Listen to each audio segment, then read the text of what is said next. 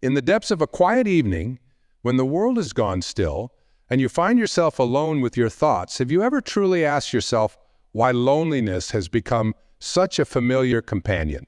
That emptiness that creeps in, not just in the silent moments, but sometimes even in a room full of people. It's speaking to you. And today, we're going to listen. You see, loneliness isn't just about being physically alone, it's about the walls we build, the masks we wear, and the truths we run from. The most profound revelation I've come to understand is that loneliness is often a teacher, not a tormentor. It's trying to show us something about ourselves that we've been too afraid or too busy to acknowledge. Let me share something with you.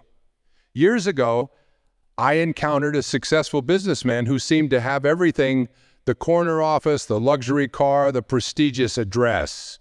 But in our conversation, his eyes told a different story. They held a vacancy that no material success could fill. When I asked him about his relationships, he laughed it off, saying he was too busy for all that emotional stuff. But beneath that dismissive chuckle was a man who had convinced himself that achievement could substitute for connection. That's what we do, isn't it? We create elaborate justifications for our loneliness. I'm too busy. People just don't understand me. I'm focused on my career right now. Everyone's too superficial these days. These aren't reasons. They're shields. And today, we're going to lower those shields one by one. The first step in this journey is acknowledging that loneliness isn't a character flaw. It's a signal. Just as physical pain tells us something's wrong with our body, emotional pain alerts us to disconnection in our soul. While physical pain often demands immediate attention, we've become masters at ignoring emotional signals. Think about the last time you felt deeply connected to someone. What made that connection real? Was it the carefully curated image you presented, or was it the moment you allowed yourself to be truly seen? Connection, authentic, soul-deep connection, requires vulnerability. And vulnerability requires honesty. But here's where many of us stumble. We've been conditioned to believe that loneliness is somehow shameful, that admitting to it makes us appear weak or undesirable, so we push it down, cover it up, and soldier on, all while wondering why we feel increasingly isolated. The truth is, your loneliness is trying to tell you something profound about your life. Perhaps it's highlighting the ways you've prioritized surface-level success over deep relationships. Maybe it's pointing to old wounds that have convinced you it's safer to keep people at arm's length. Or possibly it's revealing how you've lost connection with yourself in the pursuit of being who you think others want you to be. Let's talk about social media for a moment. We live in an age where we're more connected than ever, yet loneliness has reached epidemic proportions. We scroll through carefully curated highlights of others' lives, comparing our behind-the-scenes struggles to everyone else's highlight reel. We substitute likes and comments for genuine human interaction, then wonder why we feel empty. But what if, and this is crucial, what if your loneliness isn't a problem to be solved, but a gateway to profound self-discovery? What if it's actually trying to guide you toward a more authentic way of living? Every time you feel that ache of disconnection, it's an opportunity to ask yourself some essential questions. Not the surface level, why did I have more friends? But deeper inquiries. What parts of myself am I hiding from the world? What fears are keeping me from reaching out? How often do I say, I'm fine when I'm anything? The path out of loneliness begins with radical honesty, but first with yourself, then with others. It starts with acknowledging that perhaps the reason you work 60-hour weeks isn't really about ambition, but about avoiding the quiet moments where loneliness speaks loudest. Maybe your tendency to keep conversations light and superficial isn't about being low maintenance, but about fear of rejection if people saw the real you. I've observed that the loneliest people often carry the heaviest armor. They're the ones with the brightest smiles, the busiest schedules, the most impressive achievements. They're masters at looking like they have it all together. But underneath that carefully constructed facade is a deep yearning for genuine connection.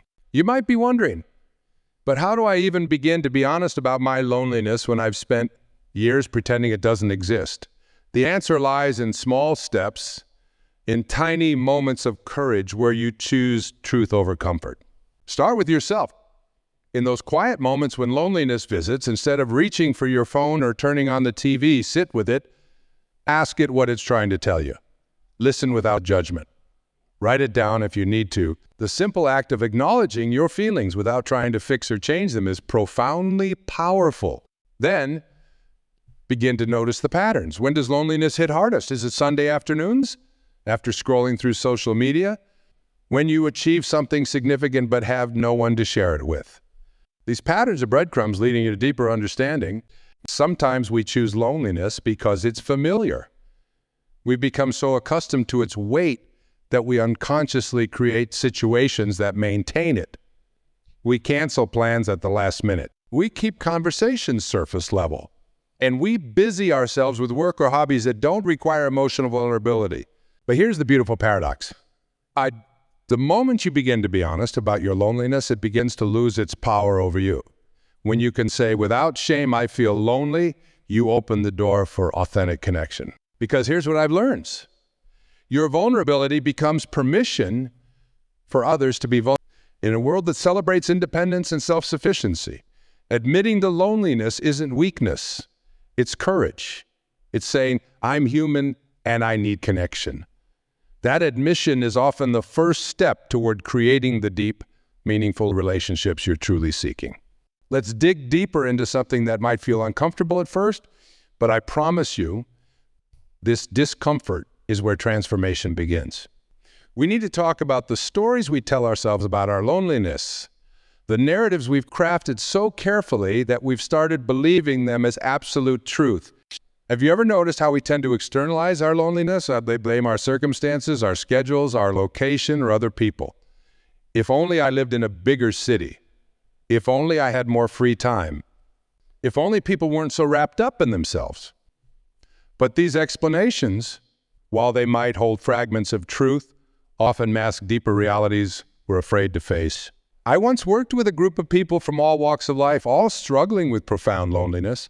On the surface, their situations couldn't have been more different. There was a retired teacher living in a bustling neighborhood, a young entrepreneur working from home, a married mother of 3, and a college student surrounded by peers. Yet they all shared one thing in common.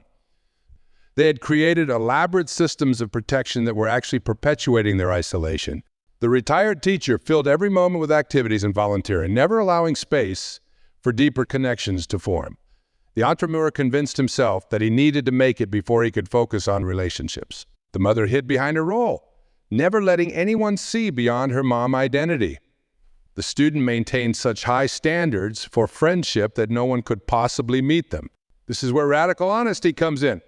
It's time to ask yourself, what protection mechanisms have you put in place? What walls have you built under the guise of self-preservation? How might you be contributing to your own loneliness? Now, I want to be clear, this isn't about blame. It's about empowerment. Because once you recognize the ways you might be maintaining your own isolation, you gain the power to change it. You see, we can't change what we don't acknowledge. Consider for a moment how often you decline invitations because something might go wrong or it won't be worth the effort. Think about how frequently you hold back from sharing your true thoughts or feelings because people might judge or they wouldn't understand. Each of these moments is a choice point. A tiny decision that either reinforces your loneliness or challenges it. The quality of our connections often reflects the quality of our self-dialogue. If we're constantly criticizing ourselves internally, we'll naturally assume others are judging us just as harshly. If we don't believe we're worthy of deep connection, we'll unconsciously sabotage opportunities. This is where the real work begins. It's not just about being honest about your loneliness. It's about being honest about your relationship with yourself. How do you speak to yourself when you're alone?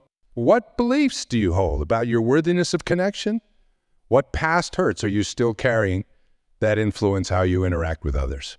The fascinating thing about loneliness is that it often has very little to do with how many people are around you and everything to do with how present you allow yourself to be with others and with yourself.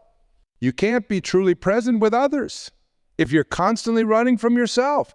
Here's a truth that might surprise you. Might surprise you, sometimes the loneliest moments are actually invitations to become more intimate with yourself.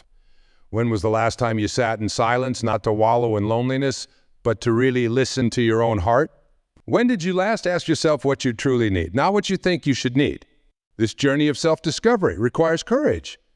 It means looking at the parts of yourself you've been hiding, not just from others, but from yourself. It means acknowledging the times you've chosen isolation because it felt safer than risking rejection. It means being honest about the ways you might have used busyness, achievement, or even spiritual seeking as a substitute for genuine connection. Here's the beautiful truth. The more honest you become with yourself, the more authentic your connections with others naturally become.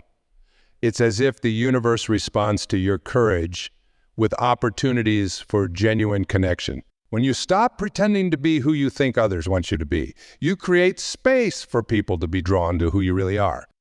Think about the relationships in your life right now. How many of them are based on genuine authenticity, and how many are maintained through careful performance? How often do you say what you really think, feel what you really feel, show who you really are? The path out of loneliness isn't about becoming more likable or more sociable. It's about becoming more real.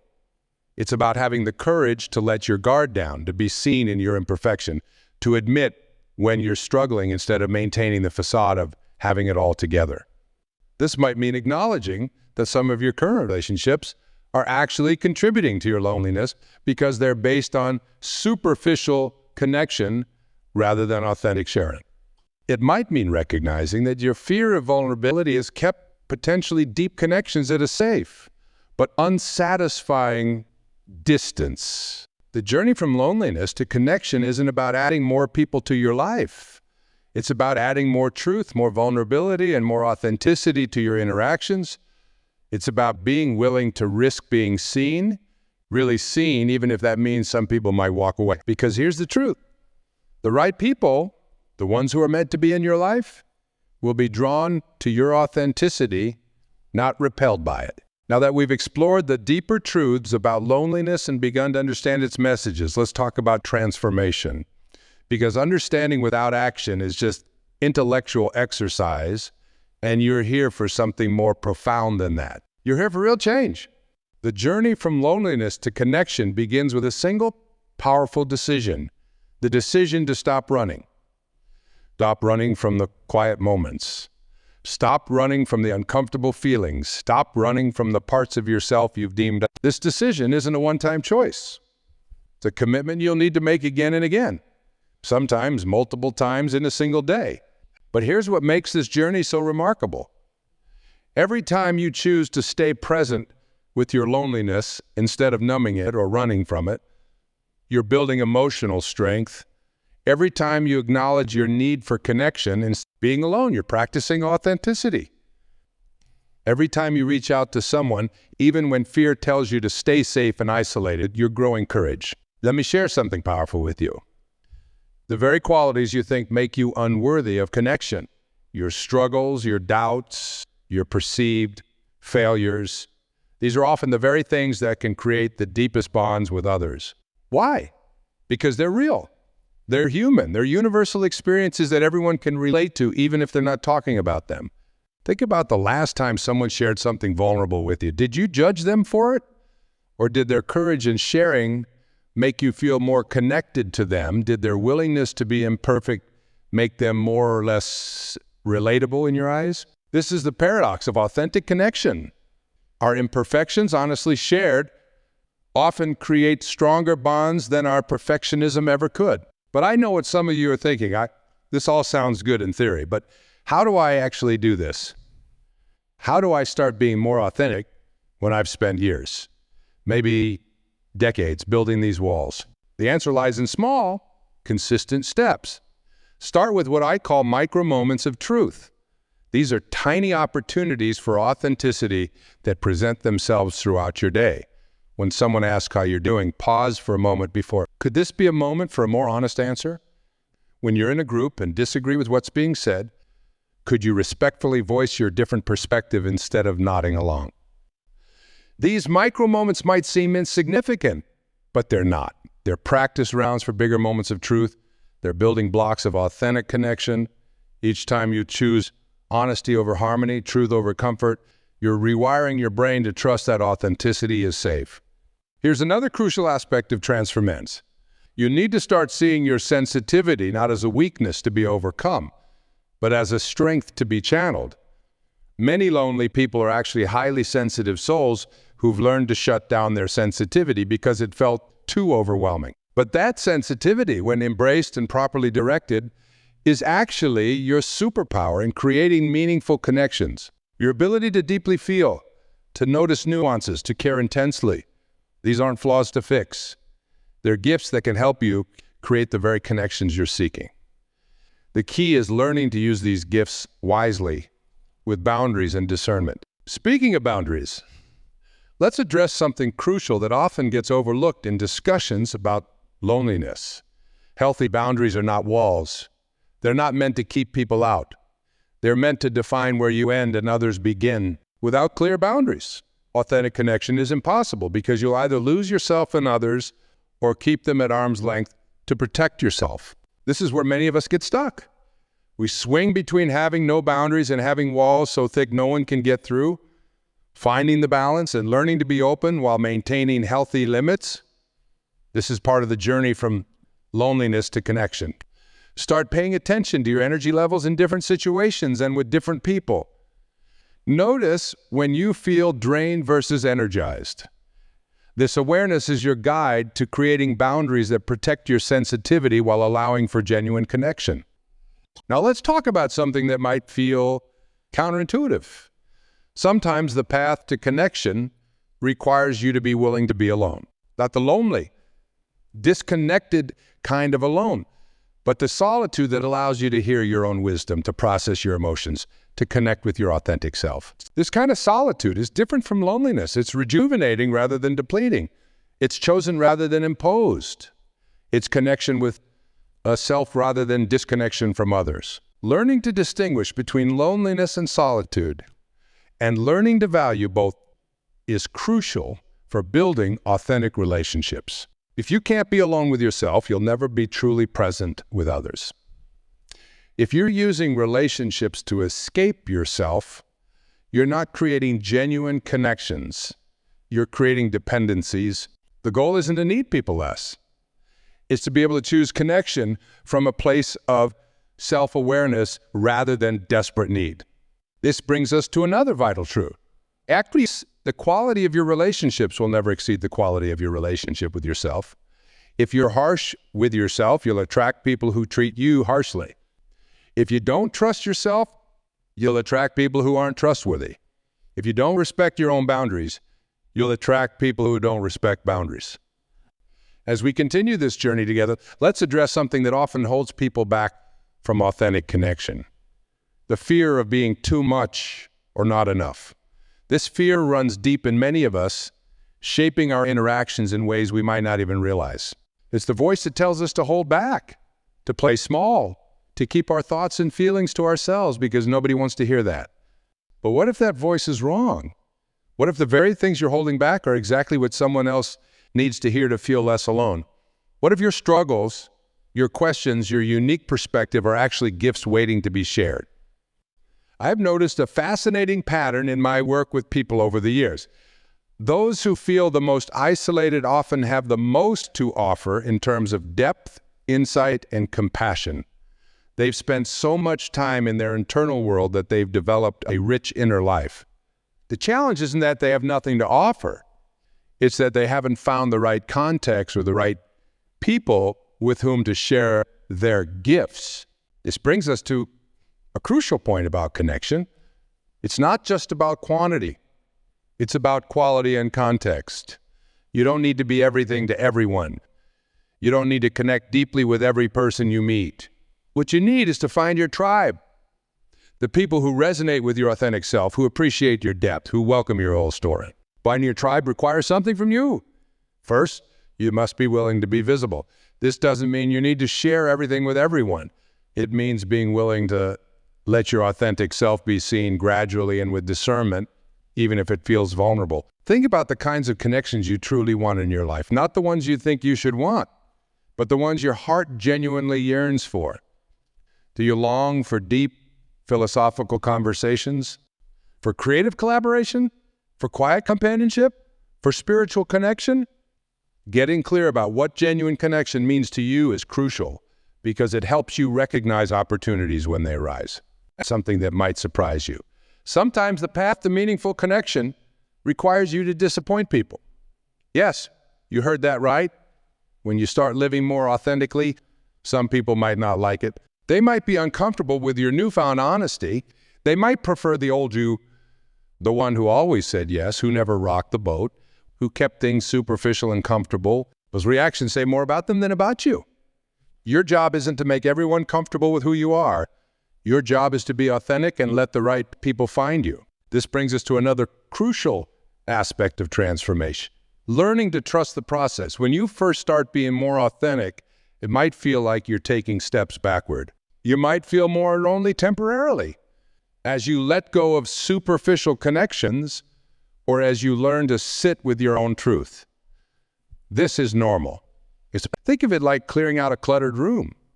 Sometimes the room looks messier in the middle of the cleanup than it did before you started, but that temporary mess is necessary for creating a space that truly serves you. The same is true for relationships. As you become more authentic, some relationships might fall away. Some might go through uncomfortable transitions. Some might deepen in ways you never expected. Trust that this sorting process is natural and necessary. Let's talk about something practical. The art of creating connection opportunities. Many of us wait passively for connection to find us, but authentic connection often requires active participation in life. This doesn't mean you need to become a social butterfly or attend every event you're invited to. It means being intentional about putting yourself in situations where meaningful connections can naturally develop. This might mean joining a group focused on something you're genuinely passionate about. It might mean taking a class that interests you. It might mean volunteering for a cause you believe in. The key is to choose activities that align with your authentic self, not what you think you should be doing to meet people. When you engage in activities that genuinely interest you, two things happen.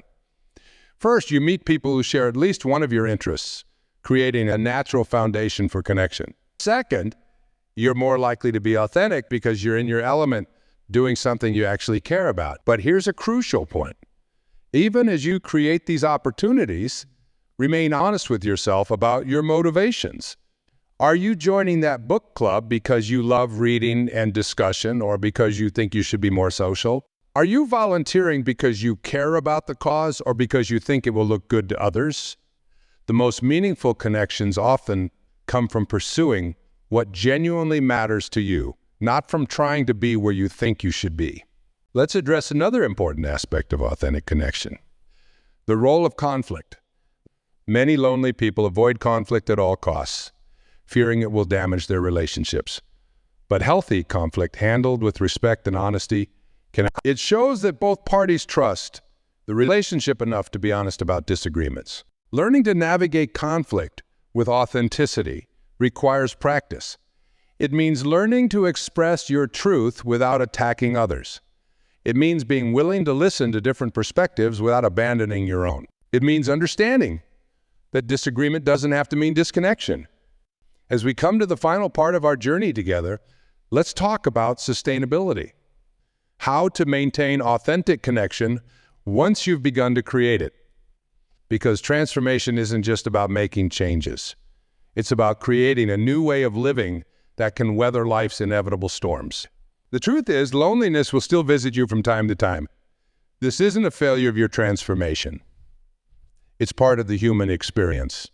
The difference is that now you'll have the tools to understand its message and the courage to respond with wisdom rather than fear. Think of yourself as a gardener of connections. A garden needs consistent care, not just occasional intense effort.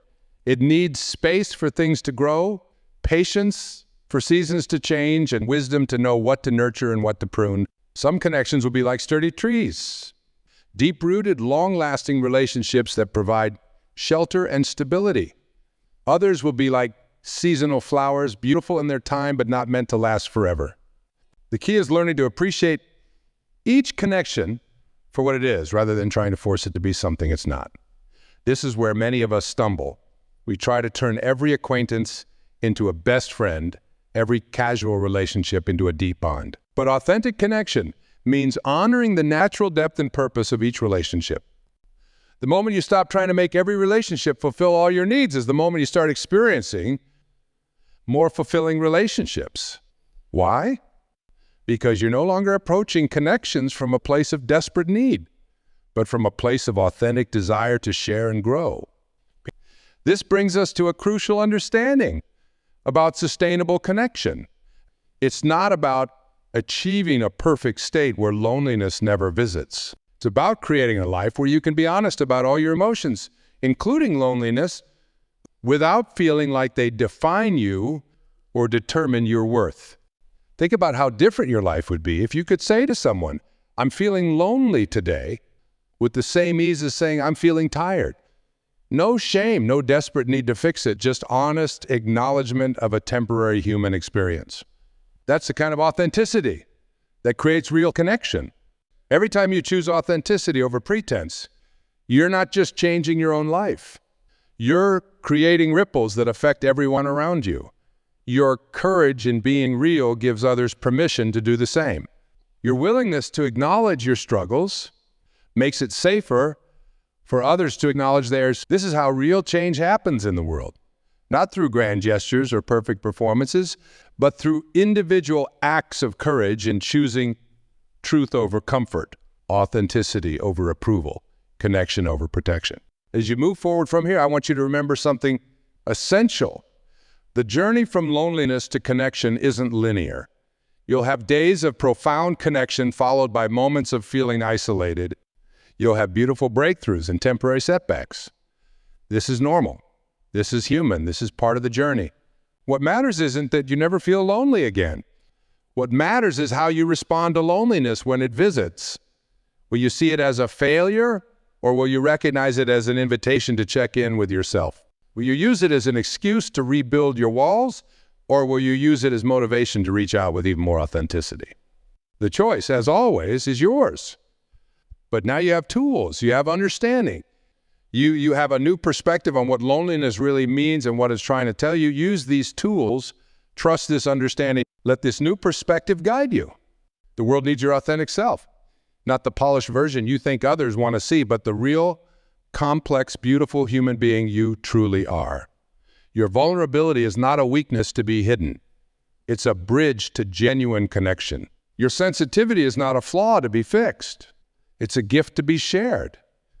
Your struggles are not shameful secrets. They're part of your story and your strength. As you leave here today, I want you to make a commitment, not to being perfect, not to never feeling lonely again, but to being real. Commit to taking one small step toward authenticity each day.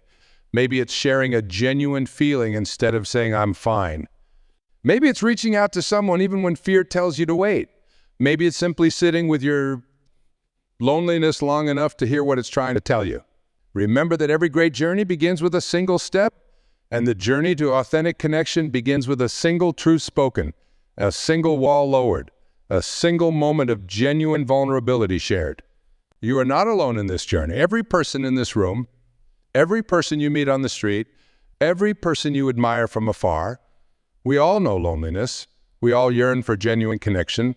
And every time one of us chooses authenticity over pretense, we make it a little easier for everyone else to do the same. Let your loneliness be a guide leading you to deeper truth, not a judge condemning you to isolation. Let your need for connection be a motivation for growth, not a source of shame. Let your sensitivity be a strength that enriches your relationships, not a weakness that holds you back. The world doesn't need more people pretending to have it all together. The world needs more people brave enough to be real, to be vulnerable, to be authentically themselves. That's how real connection happens. That's how communities are built. That's how hearts are healed. You have everything you need to begin this journey. You have the courage. You prove that by being here today. You have the wisdom. It's been speaking to you all along through your loneliness. And you have the power to choose in each moment, with each interaction, to move toward greater authenticity and deeper connection. The time for hiding is over. The time for pretending is past. Now is the time for truth. Now is the time for courage. Now is the time for real connection. The world is waiting for your authentic self. And I promise you, when you dare to show up as who you truly are, you'll find that you're not alone. You never were,